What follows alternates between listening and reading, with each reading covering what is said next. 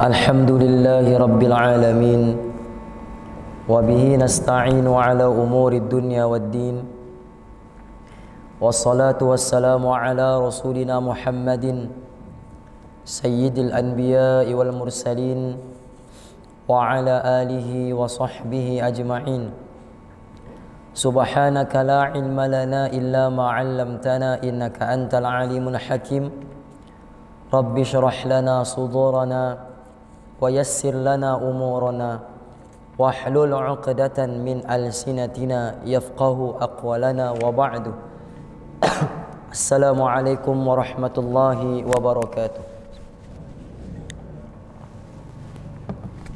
Alhamdulillah, tuan-tuan yang dimuliakan oleh Allah Subhanahu wa taala, pertama dan selama-lamanya kita rafa'kan setinggi-tingginya kesyukuran kehadirat Allah Subhanahu wa taala.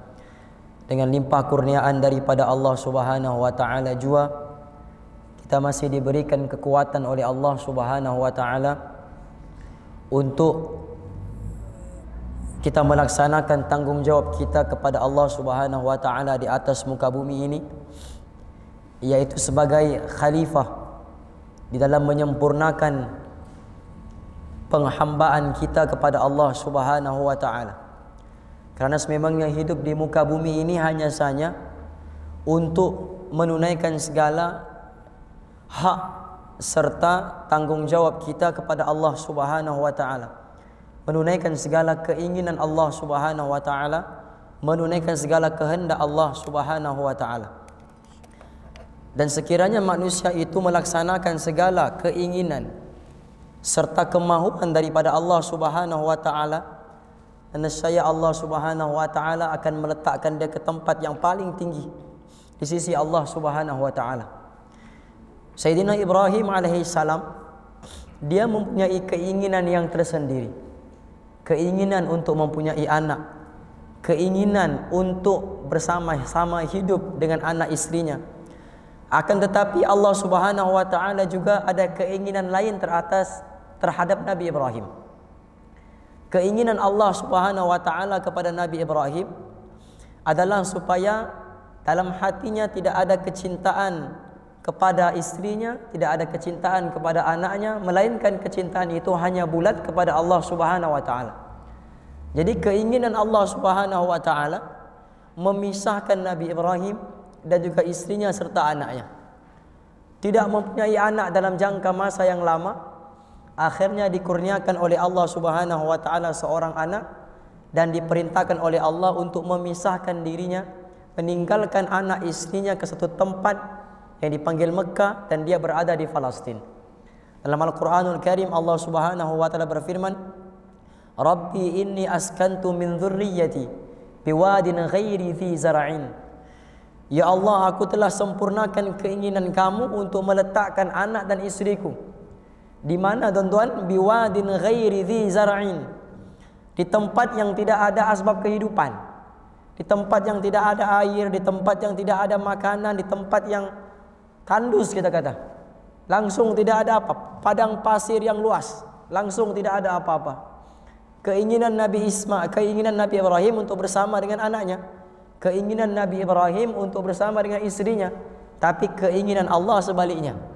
Nabi Ibrahim alaihissalam sanggup mengetepikan perasaannya sebagai seorang ayah, sanggup mengetepikan perasaannya sebagai seorang suami, semata-mata untuk menunaikan perintah daripada Allah Subhanahu wa taala. Bukan setakat itu, bahkan Allah Subhanahu wa taala memerintahkan Nabi Ibrahim setelah sekian lama untuk pergi melihat anaknya, dan setelah dia melihat anaknya setelah beberapa tahun, timbul lagi kecintaan kepada anaknya dalam hatinya. Sehingga Allah Subhanahu wa taala berfirman di dalam Al-Qur'an, memerintahkan Nabi Ibrahim untuk menyembelih anaknya. Sehingga kan Nabi Ibrahim alaihissalam berkata kepada anaknya, "Ya bunayya inni ara fil manami anni athbahuk fanzur madza tara." Ya Allah, wahai anakku Ismail, sesungguhnya aku telah melihat kamu dalam mimpi aku. Aku melihat kamu dalam mimpi aku dalam keadaan aku menyembelih kamu. Fanzur madza tara. Maka apa yang kamu katakan berkenaan dengan ini? Kata anaknya Ismail, "Ya abati, if'al ma tu'mar, satujiduni insyaallah minas sabirin." Wahai ayahku, laksanakanlah apa sahaja perintah daripada Allah Subhanahu wa taala. Laksanakanlah segera, nescaya kamu akan dapati aku termasuk dalam golongan orang-orang yang bersabar. Jadi Ibrahim menunaikan keinginan Allah, mengetepikan keinginannya. Nabi Ismail menunaikan keinginan Allah, mengetepikan keinginannya untuk hidup. Akhirnya Allah Subhanahu wa taala mengangkat Nabi Ibrahim, disebutkan dalam Al-Qur'an, inni ja'iluka lin-nasi imama. Wahai Ibrahim, kami jadikan kamu imam kepada seluruh umat manusia. Menjadi panutan, menjadi panduan, menjadi imam, pemimpin kepada seluruh umat manusia. Diangkat kedudukannya di dalam keadaan maqam mahmuda, makam yang tertinggi terpuji, karena menunaikan perintah Allah Subhanahu wa taala dan mengetepikan keinginannya atas hidup di dunia ini. Maka sebab itu juga kita, kalau kita mau mendapat kedudukan yang tinggi di sisi Allah, maka kita berusaha untuk mengetepikan keinginan kita, mengutamakan keinginan Allah, mengutamakan keinginan agama Allah Subhanahu wa taala, mengatasi segala keinginan kita. Ditanya kepada Nabi Ibrahim, li ayyi syai'in ittakhadhakallahu khalilan? Apakah penyebab Allah mengangkat kamu sebagai khalil, sebagai kekasih Allah? Kata Sayyidina Ibrahim, ikhtartu amrillah ala amri ghairi. Saya dahulukan urusan Allah berbanding urusan selain daripada Allah Subhanahu wa taala. Moga-moga Allah Subhanahu wa taala berikan kepada kita kekuatan dan keistiqamahan seperti mana yang Allah berikan kepada para anbiya alaihi wassalatu wassalam, insyaallah. Sambung di pengajian kita di muka surat ke-61. Perenggan yang terakhir di dalam bab yang berkenaan dengan riya.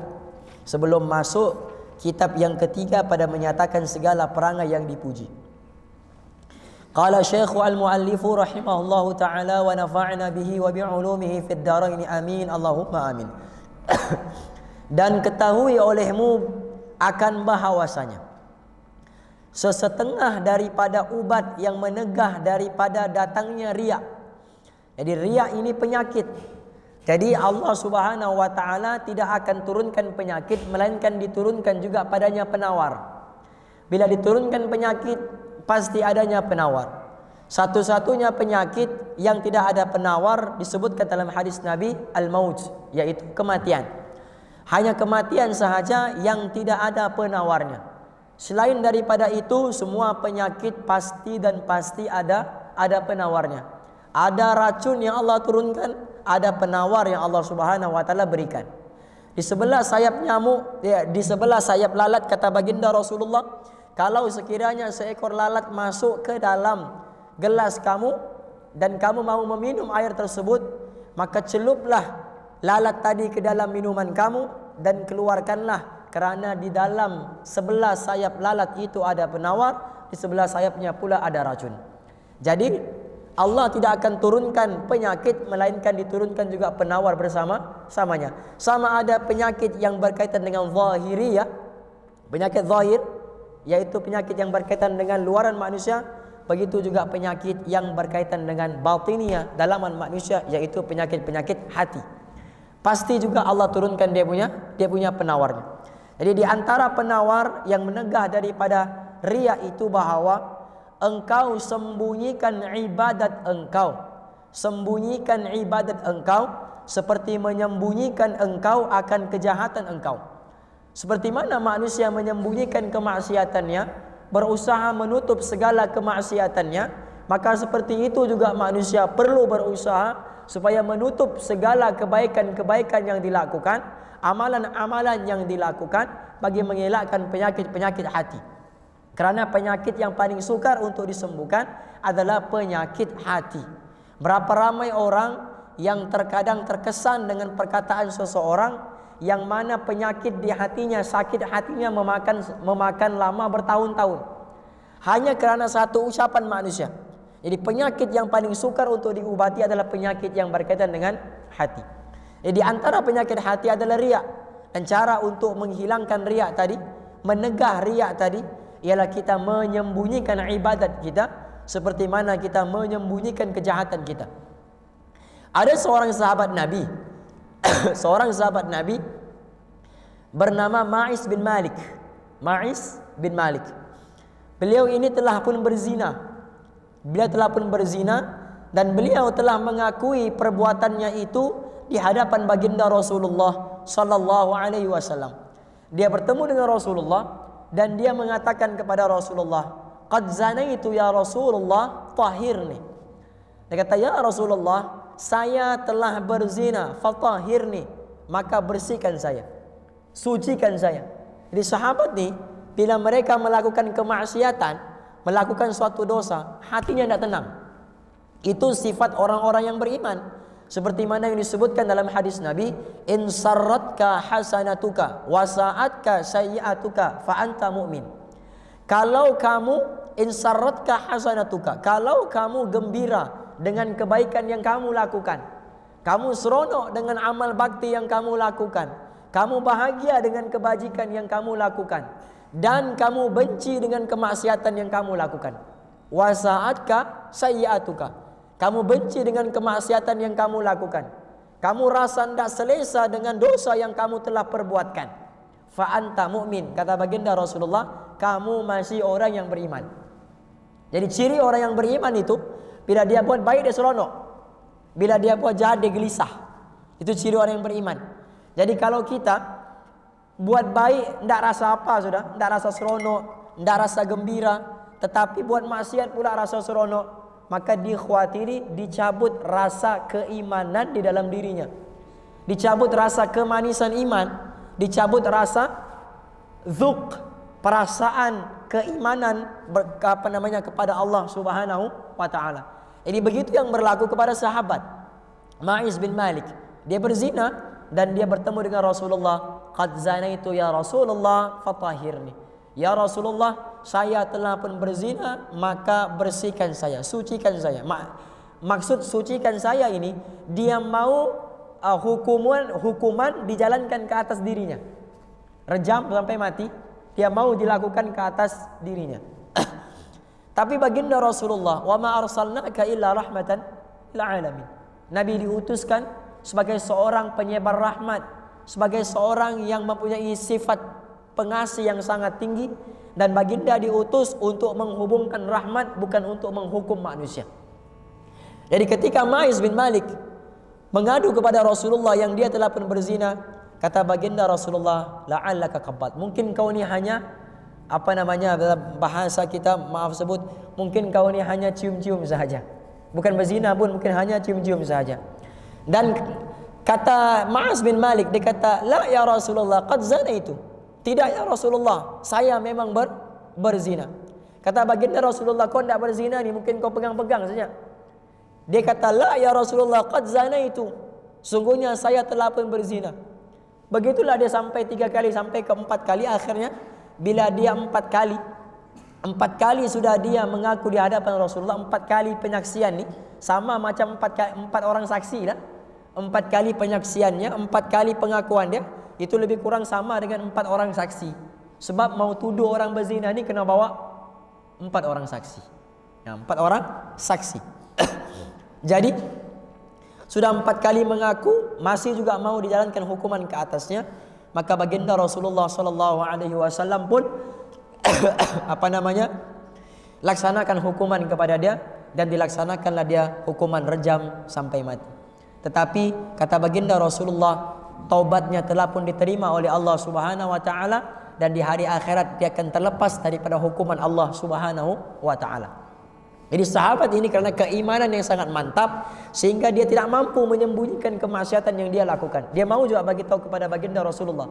Padahal baginda sudah bagi hint, baginda sudah bagi bagi petunjuk, suruh balik dosa yang kamu buat. Biarlah dosa kamu tu kamu bagi tahu kepada Allah untuk bertaubat saja. Tidak perlu bagi tahu kepada orang. Dosa kamu dengan Allah, biar Allah Subhanahu wa taala yang mengampuni dosa kamu. Tidak perlu hanya bagi tahu kepada manusia. Tidak perlu buka aib itu kepada manusia. Kamu cukup duduk di hadapan Allah, buat taubat, istighfar banyak kali, mohon ampun kepada Allah. Cukup. Itu petunjuk daripada Nabi. Tapi dia mau juga hukuman dilaksanakan ke atas dirinya, maka dilaksanakan rejam sampai mati. Jadi dia mestilah menyembunyikan ibadat seperti mana menyembunyikan engkau akan kejahatan engkau. dan bahawasanya harus menzahirkan akan ibadat supaya mengikut akan dia oleh manusia. Jadi ada ibadat yang boleh dizahirkan, ada ibadat yang tidak boleh dizahirkan. Ada ibadat yang mesti disyiarkan, ada ibadat yang tidak boleh disyiarkan. Misal yang perlu disyiarkan apa? Azan. Azan dia perlu disyiarkan. Walaupun kita kuliah habis lambat, kuliah habis pukul 8, kena azan juga. Kena azan. Jangan kita biasakan diri kita, oh pukul 8 qomat, terus qomat. Jangan. Biasakan untuk azan, karena azan itu adalah syiar untuk meninggikan kalimah Allah Subhanahu wa taala di atas muka bumi. Dilaksanakan azan sebagai syiar. Dan di antara amalan yang syiar juga adalah melaksanakan solat berjemaah. Itu syiar. Melaksanakan solat berjemaah karena itu adalah syiar.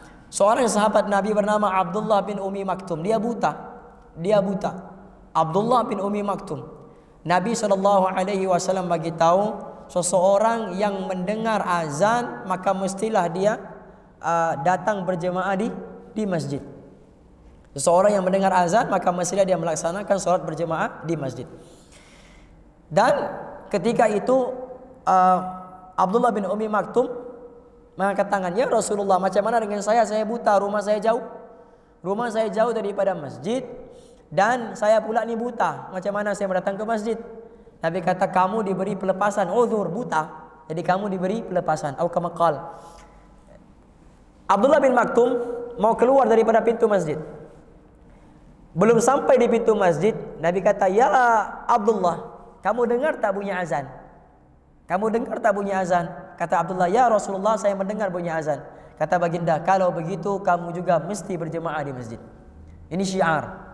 Sampai mana suara didengar, maka sepanjang itulah orang yang mendengar suara azan itu yang berjiran dengan masjid mesti bersembahyang di rumah Allah Subhanahu wa taala. Sehingga ada ulama yang memfatwakan wajib berjemaah di masjid, tapi mazhab kita mengatakan sembahyang berjemaah di masjid adalah sunat muakkadah, sunat yang sangat dituntut.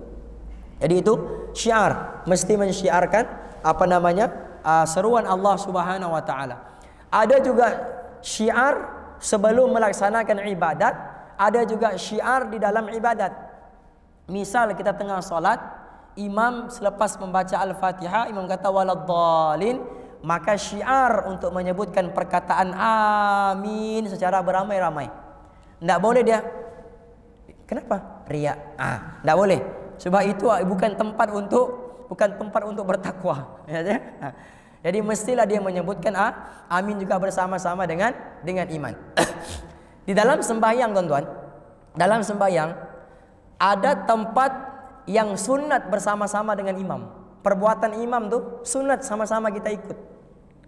Dalam sembahyang juga ada perbuatan yang kalau kita ikut dengan imam makruh hukumnya.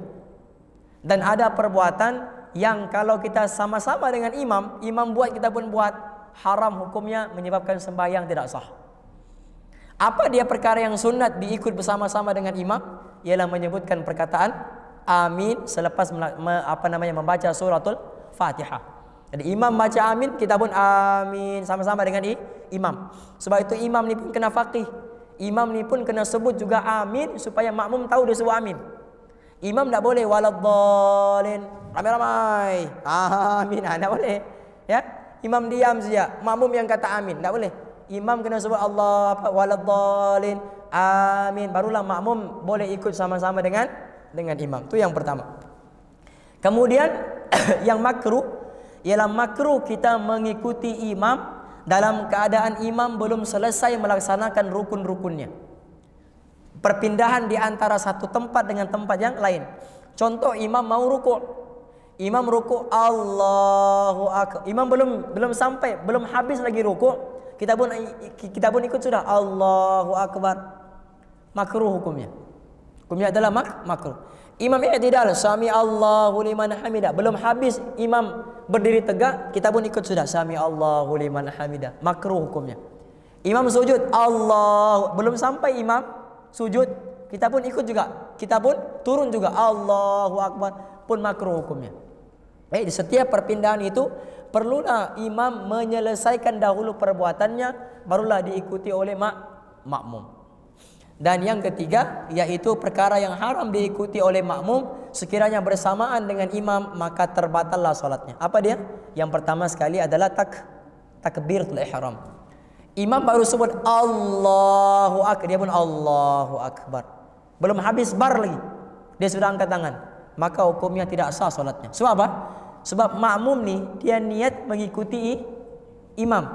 Dia niat mengikuti imam. Macam mana dia niat mengikuti imam dalam sembahyang sedangkan imam belum masuk sembahyang lagi?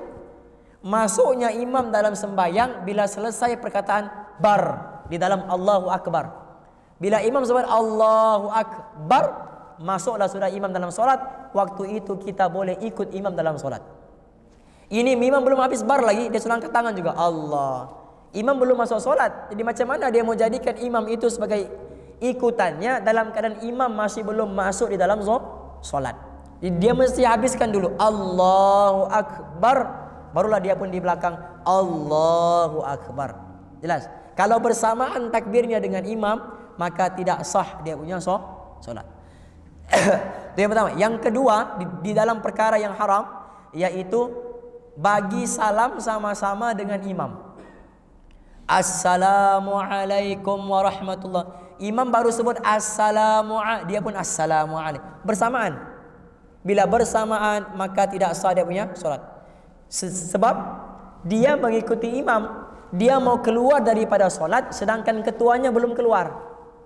Keluarnya ketua daripada solat bila selesai menyebutkan assalamualaikum. Selesai kum, keluarlah imam daripada solat, maka kita pun boleh assalamualaikum warahmatullah. Tapi sunnahnya ikut selesai terlebih dahulu. Assalamualaikum warahmatullah. Selesai barulah makmum assalamualaikum warahmatullah. Itu sunnahnya. Jadi takbir dan salam tidak boleh bersamaan dengan imam. Jadi kena tahu mana satu perbuatan yang boleh bersama dengan imam, perbuatan yang tidak boleh bersama dengan imam. Nah, jadi yang mau dicerita di sini ialah perkataan amin tadi, syiar. Maka dia perlu sebutkan. Dan bahawasanya harus menzahirkan akan ibadat supaya mengikut akan dia oleh manusia dan supaya menggemarkan ia akan mereka itu dengan syarat bahawa ada ia ikhlas. Kita baca Quran, kita kuatkan suara dengan niat bukan untuk riya, bukan untuk menunjuk-nunjuk, bukan untuk sum'ah, ujub dan sebagainya, tapi niat supaya orang dengar kita baca Quran, orang pun mau baca Quran. Niat begitu, maka dia akan dapat pahala. Itu diperbolehkan. Kita bersedekah tunjuk di Facebook. Kita bersedekah tunjuk di Facebook dengan harapan supaya orang yang melihat kita punya post, mereka pun mampu bersedekah. Itu diperbolehkan. Jangan kita post dengan niat supaya meraih like semata-mata, meraih komen semata-mata, mau dapat syuhrah, mau dapat pujian semata-mata. Ada satu orang atau orang guru pondok, dia beritahu, dia kata akhir zaman ni ramai pendakwah. Betul tidak? Ramai pendakwah. Di mana-mana ada pendakwah. Di alam sebenar ada pendakwah, di alam maya pun ada pendakwah. Di Facebook ada pendakwah, di TikTok ada pendakwah, Instagram ada pendakwah, macam-macam tempat ada pendakwah. Tapi sayangnya dakwah tidak naik-naik. Yang naiknya orang dakwah. Tidak, dakwah tidak naik pun. Banyak orang buat dakwah tidak naik pun. Yang naik siapa? Orang dakwah. Orang yang buat dakwah tu yang naik. Sebab niatnya salah. Niatnya mau raih populariti, niatnya mau raih syuhrah, supaya orang kenal, supaya orang puji. Jadi dakwah tu tidak naik, yang naik orang dakwah. Nah, itu musibah sebenarnya. Itu musibah. Jadi kita buat dakwah ni kena niat ikhlas semata-mata kerana Allah. Kalau Allah bagi populariti, kalau Allah bagi kita diangkat maqamah mahmudah, kedudukan yang terpuji di kalangan manusia, maka itu pemberian daripada Allah. Pemberian daripada Allah, maka kita kena ambil, tetapi dalam masa yang sama kena berhati-hati. Nah, siapa yang buat sesuatu dengan niat untuk meraih syuhrah, meraih populariti, dia akan tenggelam bersama-sama dengan popularitinya tersebut. Dia akan tenggelam dengan syuhrahnya. Jadi niat semata-mata kerana Allah. Dan dan jauh daripadanya oleh riya, demikian lagi harus menyembunyikan maksiat dan dosa. Di seperti mana ibadat itu kita perlu jaga, kita perlu harus, begitu juga dengan maksiat dan dosa. Tetapi dengan syarat bahawa adalah tujuannya supaya jangan diiktikadkan akan dia fasik. Adapun jika menyembunyi ia akan maksiatnya supaya dikatakan dia orang yang saleh, maka tiada harus dia. Nampak? Jadi kita menyembunyikan maksiat bukan supaya orang panggil kita ni saleh. Dalam keadaan kita ni banyak buat maksiat, dalam keadaan kita ni asi, banyak melakukan maasi. Tetapi kita menyembunyikan maksiat supaya Allah Subhanahu wa taala sentiasa mengampuni dosa-dosa kita. Karena di antara dosa yang tidak diampuni oleh Allah ialah dosa orang yang membuka aibnya sendiri di hadapan manusia lain. Dia buat dosa, dia bagi tahu orang, "Oi, semalam saya buat ini, semalam saya buat itu, semalam saya buat ini." Allah sudah tutup. Dia bangun pagi-pagi, dia cerita dengan orang. Ini dosa yang tidak akan diampunkan oleh Allah.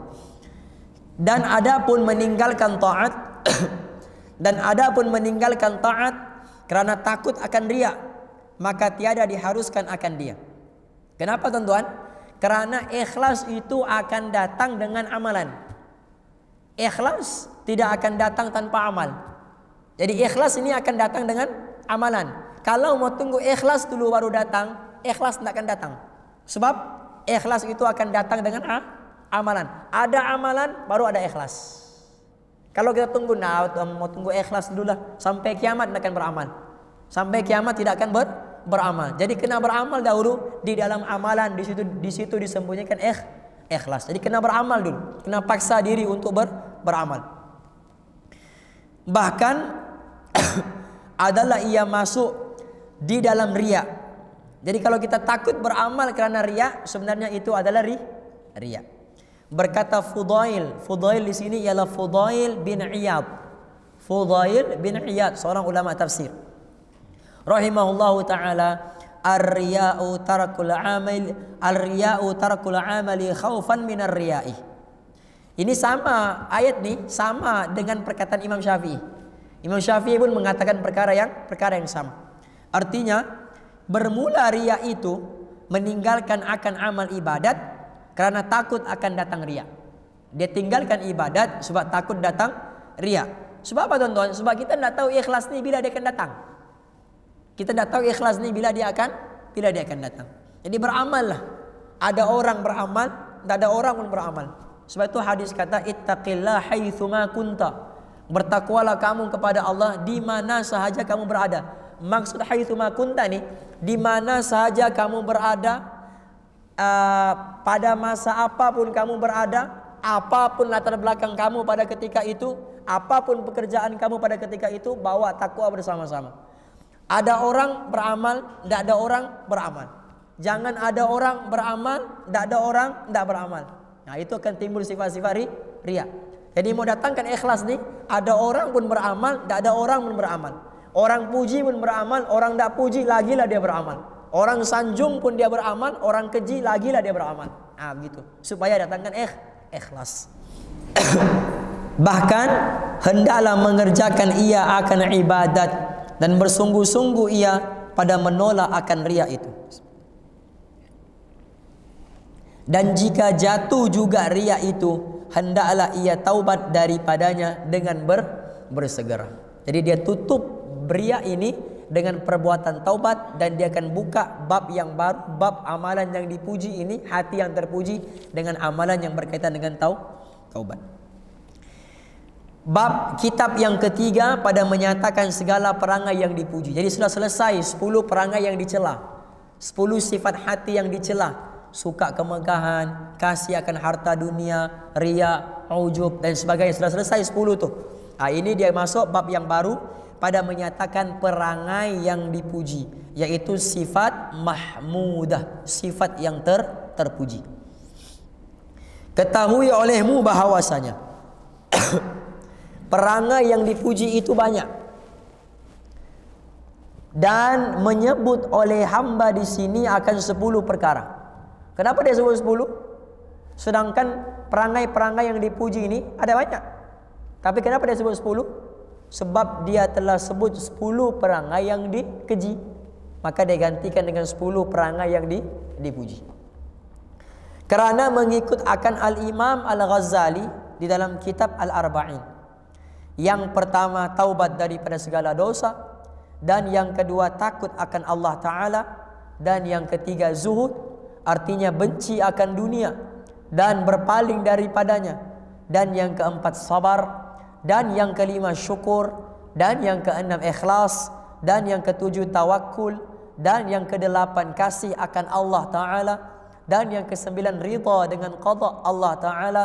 Dan yang kesepuluh, mengingat akan mati. Dan selagi akan hamba sebut semuanya dengan tafsil. Selagi ini maksudnya akan datang. Dan akan datang akan hamba sebut semuanya dengan tafsil. Jadi menyebutkan sesuatu nih, sesuatu masalah dikupas. Pengupasannya terpecah kepada dua. Satu dipanggil dikupas secara ijmali. Satu dipanggil dikupas secara tafsili. Dibahas secara ijmali maknanya dibahas secara ringkas. Dibahas secara tafsili bermakna dibahas secara mendalam, terperinci. Jadi ijmal dan juga tafsil. Ijmal dan juga tafsil. Perkataan ijmal dan tafsil ni banyak kita temukan kalau kita belajar kitab akidah. Nah, kita akidah. Ada dalil yang ijmali dan dalil yang tafsili namanya. Okay? Bab yang pertama pada menyatakan taubah. Bab yang pertama pada menyatakan taubat. Ketahui olehmu bahawasanya taubat itu permulaan jalan bagi sekalian yang menjalani akan jalan akhirat. Bagi orang yang ingin menempuh jalan akhirat, langkah pertama dia adalah taubat. Dan taubat ini hukumnya wajib disegerakan. Hukumnya adalah wajib disegerakan. Kalau seseorang itu buat dosa, dia akan dapat dosa terhadap dosa yang dia lakukan. Dan dia tidak bertaubat, dia akan dapat dosa yang kedua, yaitu menangguhkan taubat terhadap dosa yang telah dia lakukan. Akan dapat dua dosa. Buat dosa, satu dosa dapat. Melambatkan taubat terhadap dosanya, maka dia akan dapat dosa yang kedua. Sebab hukum bertaubat adalah wajib. Jadi ada 4 perkara yang mesti diselesaikan dengan segera. Mesti diselesaikan dengan segera, mesti dibuat dengan cepat. Yang pertama, orang yang orang yang berdosa wajib segera bertaubat. Yang kedua, orang yang mati wajib segera diuruskan jenazah. Itu yang kedua. Yang ketiga, anak perempuan wajib disegera nikahkan, jangan dilambat-lambatkan. Ya? Kalau ada anak perempuan wajib segera nikahkan, jangan dilambat-lambatkan. Dan yang keempat, hutang wajib dibayar dengan segera. Jadi 4 perkara ini adalah 4 perkara yang wajib dilaksanakan dengan segera tanpa penangguhan. 4. Dan anak kunci bagi tuah sekalian murid. Apa dia murid? Orang yang berjalan menuju akhirat. Dipanggil murid. Ataupun dipanggil salik. Orang yang berjalan menuju akhirat. Dan bahawasanya taubat itu wajib ia dengan bersegera daripada segala dosa.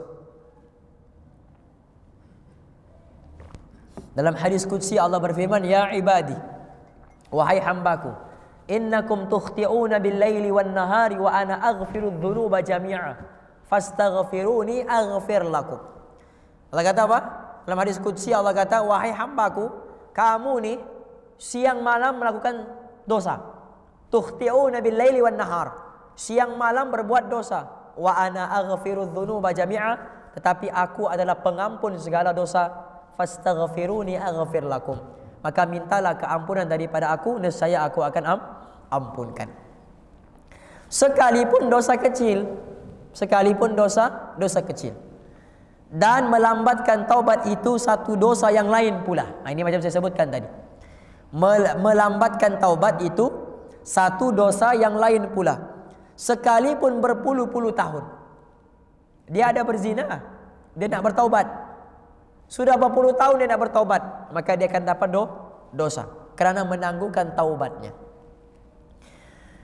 Bersalahan bagi Mu'tazilah. Mu'tazilah ni satu fahaman yang sesat yang mendahulukan akal daripada wahyu. Tu Mu'tazilah, mendahulukan akal daripada wahyu. Macam kita ahli sunnah wal jamaah mendahulukan wahyu daripada akal. Yang berkata mereka itu dengan berbilang-bilang dosa melambatkan taubat itu dengan sebab panjang masa. Maknanya boleh lambatkan taubat sebab panjang juga masa. Itu Mu'tazilah. Dia guna logik akal dia. Tetapi berlebih kurang besarnya dengan berlebih kurang panjang masa melambatkan itu. Dan berhajat ia kepada taubat daripada maksiat, melambatkan ia seperti wajib ia taubat daripada maksiat yang pertama. Baginda Rasulullah makhluk yang paling terpuji, makhluk yang paling terbaik, manusia yang paling tinggi kedudukannya di sisi Allah. Itu pun kata baginda Rasulullah, ya ayyuhan nas tubu ila Allah wastaghfiru fa inni atubu ila Allah fil yaumi mi'ati marrah. Kata baginda, wahai manusia, bertaubat, beristighfar kepada Allah, kerana aku bertaubat kepada Allah 100 kali tiap-tiap hari. 100 kali tiap-tiap hari. Itu yang tidak ada dosa, yang kunci syurga pada dirinya. Tidak ada orang boleh masuk syurga melainkan dia dulu masuk syurga. Itu pun taubatnya 100 kali sehari. Apatah lagi kita yang tenggelam dalam dosa.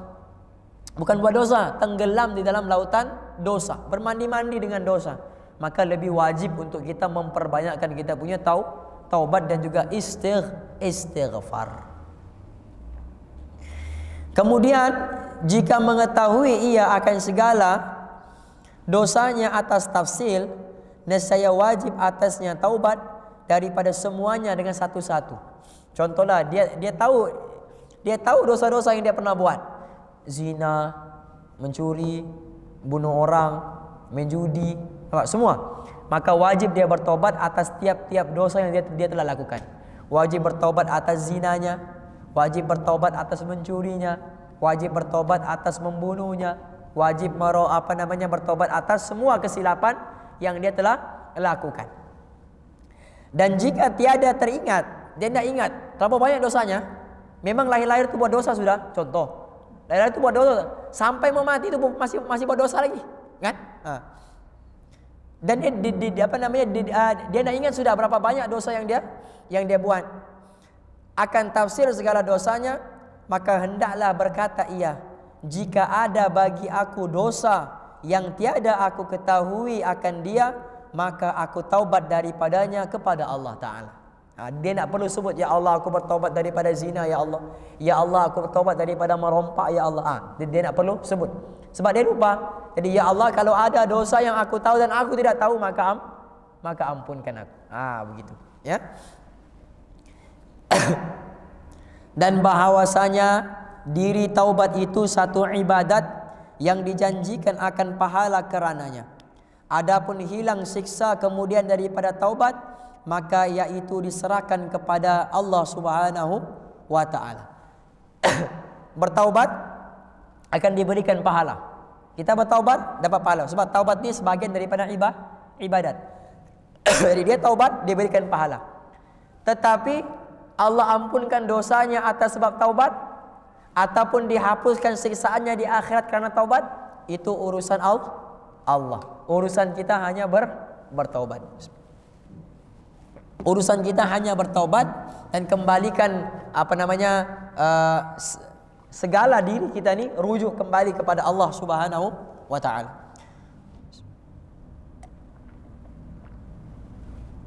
Telah berfirman Allah Subhanahu wa ta'ala, innallaha yuhibbut tawwabina. Artinya bahawasanya Allah Subhanahu wa ta'ala kasih ia akan sekalian yang banyak taubat. Jadi Allah cinta ni kepada orang yang bertaubat, bukan Allah cinta ini kepada orang yang bertaubatkah atau orang yang banyak bertaubat? Banyak bertaubat. Sebab taubat itu wajib. Macam orang yang puasa fardu dengan orang yang banyak puasa sunat. Mana yang lebih Allah cintai? Pasti orang yang banyak puasa sunatnya. Wajib pun dia buatlah. Dia tambah lagi dengan amalan sunat. Mana yang lebih dicintai? Pasti yang banyak melakukan ibadat sunnah. Kan dalam hadis sebutkan, ma taqarraba ilayya 'abdi bin nawafil hatta uhibbah.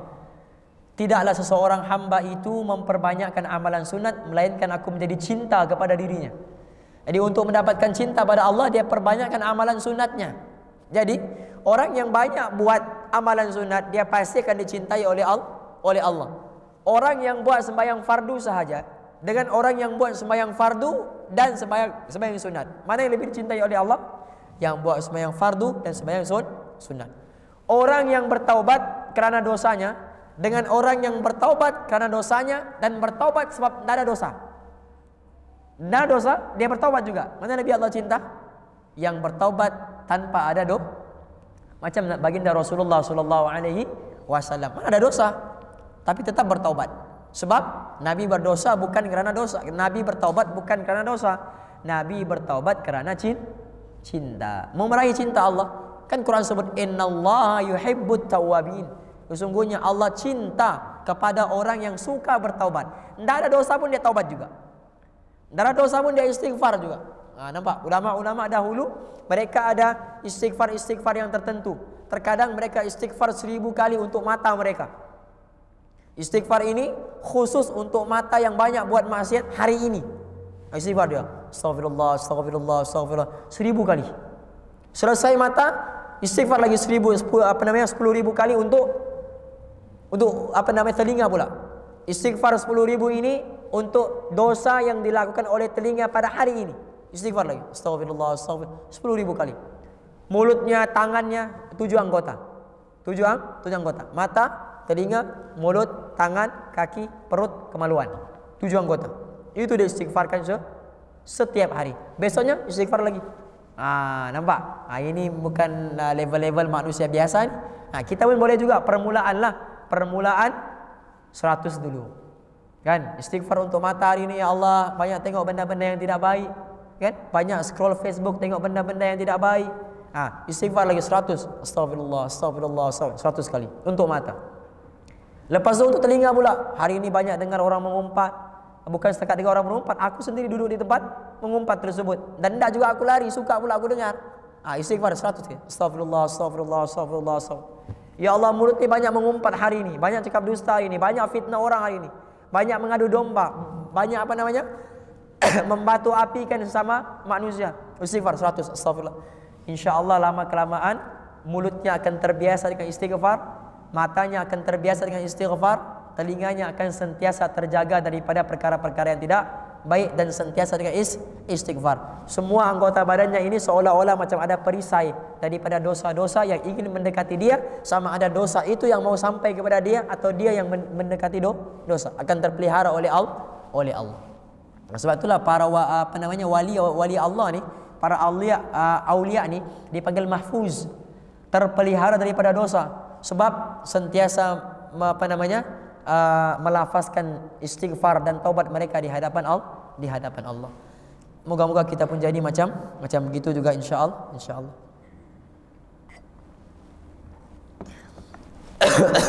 Dan firman-Nya, wa tubu ilallahi jami'an ayyuhal mu'minun, artinya dan taubat oleh kamu kepada Allah Subhanahu wa taala sekian kamu hai sekalian orang-orang yang beriman. Jadi Allah bagi tahu amalan dan Allah bagi tahu sifat orang yang buat amalan tadi. Allah kata tubu ilallah jami'a, bertaubatlah kamu keseluruhannya wahai orang beriman. Maknanya hanya orang yang masih merasakan keimanan dalam dirinya sahaja yang akan terpanggil untuk melaksanakan taubat kepada Allah Subhanahu wa taala. Dan sabda Nabi sallallahu alaihi wasallam, at-taibu minadz-dzambi kaman la dzamba lahu. Artinya orang yang taubat daripada dosa seperti mereka yang tidak berdosa. Orang yang bertaubat daripada dosa seolah-olah mereka itu langsung tidak mempunyai dosa. Dalam riwayat disebutkan apa? La kabirata ma'al istighfar wala saghirata ma'al israr. La kabirata ma'al istighfar. Tidak dianggap dosa besar kalau disertakan dengan istighfar. Tidak dikira dia buat dosa besar kalau disertakan dengan istighfar. Wala saghirata ma'al israr. Dan tidak dianggap dosa kecil kalau dilakukan secara berterusan. Tidak dianggap dosa besar kalau disertakan dengan taubat, istighfar, dan tidak dianggap dosa kecil kalau dilakukan secara berterusan. Maknanya dosa kecil yang dilakukan secara berterusan tidak boleh dipanggil dosa kecil lagi, dipanggil dosa besar. Tapi orang yang buat dosa besar, kalau dia istighfar, tidak dinamakan dia melakukan dosa besar, tetapi sama dengan orang yang tidak melakukan dosa. Ini ajaibnya istighfar. Dan sabda Nabi sallallahu alaihi wasallam, ya ayyuhan nasu tubu ila Allah fa inni atubu ilaihi fi yaumin mi'ata marratin. Ini yang saya sebutkan tadi. Artinya hai yang mana-mana manusia taubat oleh kamu kepada Allah Ta'ala, maka bahawasanya aku taubat kepadanya pada satu hari 100 kali. Ada riwayat kata 70 marrah, 70 kali. Ada riwayat kata mi'at marrah, 100 kali. Dua-dua riwayat yang sahih. Dua-dua riwayat Bukhari. Ada kata 70, ada riwayat kata 100. Mau bagi tahu sini banyaknya Nabi beristighfar, itu maksudnya. Dan sabdanya, innallaha azza wa jal yaqbalu taubatal 'abdi ma lam yugharghir. Artinya bahawasanya Allah Subhanahu wa taala yang maha mulia lagi yang maha besar menerima ia akan taubat selama mana belum sampai rohnya kepada halqumnya. Gharghar ni mana ya? Sampai kepada halqumnya. Allah terima taubat selagi belum sampai kepada roh kita kepada halqum. Ini kiamat bagi diri manusia. Sampai sini sudah. Mana sudah tidak ada taubat. Sebab taubat ni ada bersifat alami. Maksudnya Allah tidak akan terima taubat satu berbentuk alami. Ketika matahari terbit daripada barat terbenam di timur, waktu itu taubat tidak akan diterima. Ada orang yang taubatnya tidak diterima bukan kerana berlakunya perbuatan alami, tapi berlakunya perbuatan nafsi, yaitu rohnya sudah sampai ke halqumnya. Maka itu kiamat bagi dirinya. Kiamat bagi dirinya, yaitu sudah tidak boleh diterima dia punya taubat. Dan sabdanya, man taba qabla an tattali'a asy-syamsu min maghribiha taballahu alaihi. Artinya barang siapa yang taubat ia sebelum naik matahari daripada tempat jatuhnya, tempat lenyapnya maknanya tempat jatuhlah, nescaya menerima Allah Subhanahu wa taala akan taubatnya. Jadi hadirin yang dimuliakan oleh Allah Subhanahu wa taala, di kesempatan yang Allah Subhanahu wa taala berikan kepada kita ni, saya menyeru kepada diri saya sendiri dan kepada semua, sama-sama kita kembali kepada Allah, rujuk kepada Allah. Kerana kita tidak tahu bila masa pengakhiran yang Allah Subhanahu wa taala telah tetapkan kepada kita. Mungkin boleh jadi ada di antara kita yang duduk pada malam ini malam terakhirnya di atas muka bumi. Boleh jadi.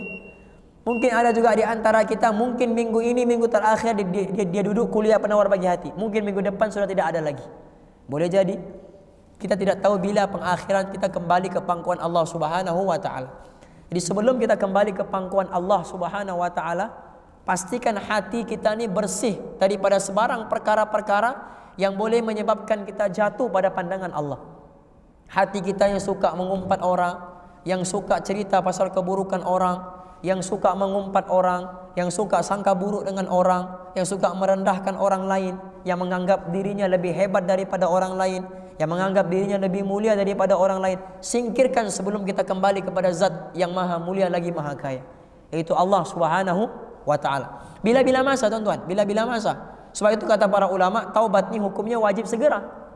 Taubat hukumnya wajib segera. Sebab kita tidak tahu bila waktu kita akan kembali dipanggil ke pangkuan Allah. Sama ada waktu kita kembali itu dalam keadaan taat ataupun dalam keadaan maksiat. Bila sampai masanya, sampai ajalnya, bila Allah suruh malaikat untuk cabut nyawa kita, dia akan ambil. Sama ada waktu itu kita taat kah, maksiat kah, melakukan amal soleh kah, amal buruk kah, sampai masanya dia akan ambil nyawa kita. Jadi seperti mana Allah telah pinjamkan kepada kita hati yang bersih. Seperti mana Allah pinjamkan kepada kita hati yang bersih. Kullu mauludin yuladu 'alal fitrah. Allah berikan kepada kita hati yang bersih. Itu pinjaman Allah. Itu yang Allah pinjamkan kepada kita. Barang yang mesti dijaga. Kita pinjam barang dengan orang dalam keadaan bersih, kita kembalikan dalam keadaan kotor, dalam keadaan remuk, dalam keadaan yang cacat. Orang tu akan marah sebab itu barang dia. Kita tidak jaga barang dia. Ini kan pula Allah bagi kita hati yang bersih, hati yang suci. Hati yang khalis, yang suci bersih. Kita kembalikan kepada Allah dalam keadaan kotor, dalam keadaan yang penuh dengan bintik-bintik hitam. Agak-agak Allah terima ataupun tidak? Pasti Allah nak terima. Sebab asalnya putih, kenapa boleh jadi hitam? Asal aku pinjamkan roh ini kepada kamu, fitrah. Kenapa kamu kembali ke dalam keadaan kotor? Allah tidak akan terima. Di sebelum kita kembali ke pangkuan Allah, tugas dan tanggung jawab kita bersihkan hati daripada sebarang sifat-sifat madmumah. Singkir semuanya, baru kita masukkan sifat-sifat mahmudah, sifat-sifat yang tawadhu, sifat-sifat zuhud, sifat-sifat wara, sifat tidak cinta dunia, tidak kasih akan dunia, tidak suka pujian manusia, tidak suka syuhrat, terkenal pada pandangan manusia. Cukup dia dikenali oleh penduduk langit, Allah dan sekalian makhluk yang di langit. Allah Subhanahu wa taala bagi taufik kepada kita untuk sama-sama kita ambil i'tibar, kita amalkan dan kita sampaikan. Nawaina ta'alluma wa ta'lim wa tadhakkura wa tadhkir والنفع والانتفاع والإفادة والاستفادة والدعاء إلى الهدى والدعوة على الخير والحث على التمسك بكتاب الله وسنة رسوله صلى الله عليه وسلم ولا حول ولا قوة إلا بالله العلي العظيم. اللهم ارزقنا رؤية النبي المصطفى صلى الله عليه وسلم في الدنيا والآخرة وخصوصا في هذه الليلة في منامنا. Ya Allah, kurniakanlah kami untuk melihat wajah kekasihmu Nabi Muhammad sallallahu alaihi wasallam di dunia dan juga di hari akhirat, khususnya pada malam ini dalam mimpi-mimpi kami, khususnya pada malam ini dalam mimpi-mimpi kami, khususnya pada malam ini dalam mimpi-mimpi kami. Rabbana atina fid dunya hasanah wa fil akhirati hasanah wa qina adzaban nar. Wa sallallahu tabaraka wa ta'ala ala khairi khalqihi sayyidina Muhammad. Subhana rabbika rabbil izzati amma yasifun wa salamun alal mursalin walhamdulillahi rabbil alamin. Amin Allahumma amin. Hadza wa billahi taufik. Assalamualaikum warahmatullahi wabarakatuh.